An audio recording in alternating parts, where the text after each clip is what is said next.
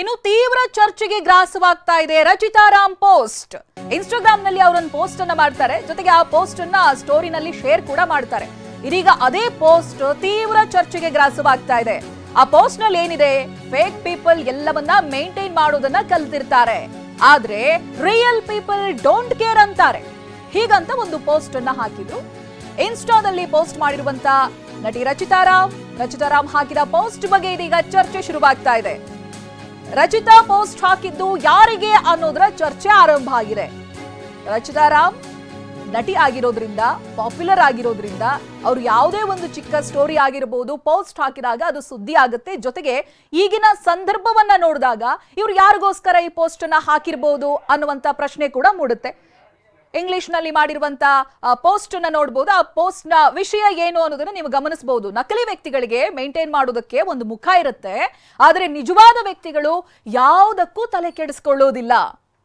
ಇದು ಯಾರ ಬಗ್ಗೆ ಹಾಕಿರೋದು, ಯಾವ ಸಂದರ್ಭಕ್ಕೆ ಅನುಗುಣವಾಗಿ ಹಾಕಿರೋದು, ಇವೆಲ್ಲ ಚರ್ಚೆಗಳು ಕೂಡ ಆರಂಭ ಆಗಿದೆ.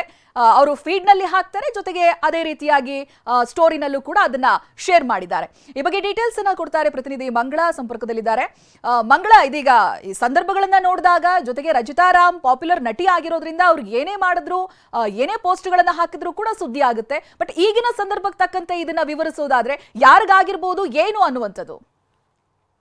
ಚೈತ್ರ, ಡಿಂಪಲ್ ಕ್ವೀನ್ ರಚಿತಾ ರಾಮ್ ಅವರು ಅಷ್ಟು ಅಂದ್ರೆ ಲೈಕ್ ಸೋಷಿಯಲ್ ಮೀಡಿಯಾದಲ್ಲಿ ಆಕ್ಟಿವ್ ಅಷ್ಟಾಗಿ ಇರೋದಿಲ್ಲ. ಆದ್ರೆ ಅಕಸ್ಮಾತ್ ಏನಾದ್ರು ಹಾಕಿದ್ರು ಅವರ ರೀಲ್ಸ್ ಗಳನ್ನು ಮತ್ತೇನನ್ನೋ ಹಾಕ್ತಾರೆ ಬಿಟ್ರೆ ಈ ರೀತಿಯ ಪೋಸ್ಟ್ ಗಳನ್ನ ಮಾಡೋದು ತೀರಾ ಕಡಿಮೆ. ಸೊ ಹೀಗಾಗಿ ಈ ರೀತಿ ಪೋಸ್ಟ್ ಮಾಡಿದಾಗ ಇದು ಸಾಕಷ್ಟು ಒಂದ್ ರೀತಿ ನಾನಾ ರೀತಿಯ ಚರ್ಚೆಗಳನ್ನ ಹುಟ್ಟಿ ಆಗಿರುವಂತದ್ದು. ರಚಿತಾ ರಾಮ್ರ ಈ ಪೋಸ್ಟ್ ಯಾರಿಗೆ ಹಾಕಿರುವಂತದ್ದು ಅಂತ ಇತ್ತೀಚೆಗಷ್ಟೇ ಸಾಕಷ್ಟು ಚಿತ್ರರಂಗದಲ್ಲಿ ಡೆವಲಪ್ಮೆಂಟ್ ಆಗಿರೋದು ಎಲ್ರಿಗೂ ಗೊತ್ತಿರುವಂತದ್ದೇ. ರಚಿತಾ ರಾಮ್ ಅವರು ಪರಪ್ಪನ ಅಗ್ರಹಾರಕ್ಕೆ ಹೋಗಿ ದರ್ಶನ್ ಅವರನ್ನ ನೋಡ್ಕೊಂಡು ಬಂದ್ಮೇಲೆನೆ ಅವರ ಒಂದು ಫೋಟೋ ವೈರಲ್ ಆಗುವಂತದ್ದು. ದರ್ಶನ್ ಅವರು ಪರಪ್ಪನ ಅಗ್ರಹಾರದಲ್ಲಿ ಕೂತು ಕಾಫಿ ಮಗ್ ಇಟ್ಕೊಂಡಿರೋದು.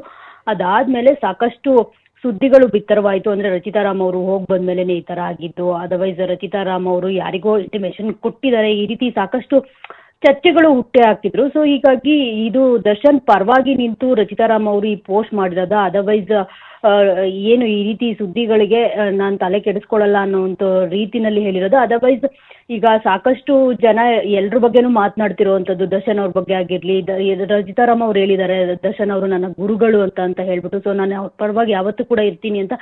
ಸೊ ಹೀಗಾಗಿ ಅಂದ್ರೆ ಫೇಕ್ ಪೀಪಲ್ ಇಮೇಜ್ ನ ಮೇಂಟೈನ್ ಮಾಡ್ತಾರೆ, ರಿಯಲ್ ಪೀಪಲ್ಸ್ ಡೋಂಟ್ ಕೇರ್ ಅನ್ನೋ ರೀತಿನಲ್ಲಿ ಅವರು ಒಂದು ಪೋಸ್ಟ್ ಹಾಕಿರೋದು ಸದ್ಯಕ್ಕಂತೂ ನಾನಾ ರೀತಿಯ ಚರ್ಚೆಗಳನ್ನ ಹುಟ್ಟು ಹಾಕಿದ್ದು. ಯಾರಿಗೆ ಅನ್ನೋ ಒಂದು ಪ್ರಶ್ನೆಯನ್ನ ಕೂಡ ಕ್ಯೂರಿಯಾಸಿಟಿ ಕ್ರಿಯೇಟ್ ಮಾಡಿರುವಂತದ್ದು. ಚೈತ್ರ, ಇದೆಲ್ಲದಕ್ಕೂ ಉತ್ತರ ಕೊಡ್ಬೇಕು ಅಂತಂದ್ರೆ ಖುದ್ದಾಗಿ ರಚಿತಾ ರಾಮ್ ಅವರೇ ಯಾರಿಗೆ ಈ ಪೋಸ್ಟ್ ಅಂತ ಏನಾದ್ರು ಮುಂದಿನ ದಿನಗಳಲ್ಲಿ ಅವರು ಹೇಳ್ಕೊಳ್ತಾರಾ ಮಾಧ್ಯಮಗಳಿಗೆ ಸಿಕ್ಕಾಗ ಅಂತ ಕಾದ್ ನೋಡ್ಬೇಕು Chaitra. Yes, correct. Thank you Mangala ಡೀಟೇಲ್ಸ್ಗಾಗಿ.